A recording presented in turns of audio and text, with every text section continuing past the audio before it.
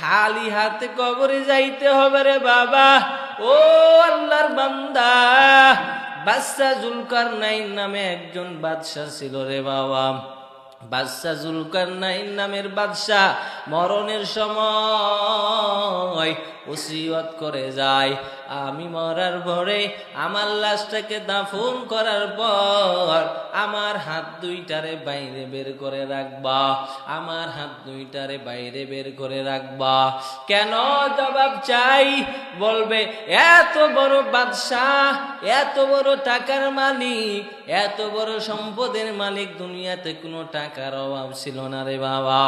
দুনিয়াতে সম্পদের অভাব ছিল না, বাড়ির অভাব ছিল না, গাড়ির অভাব ছিল না, পোশাকের কোনো অভাব ছিল না, ক্ষমতার কোনো অভাব ছিল না।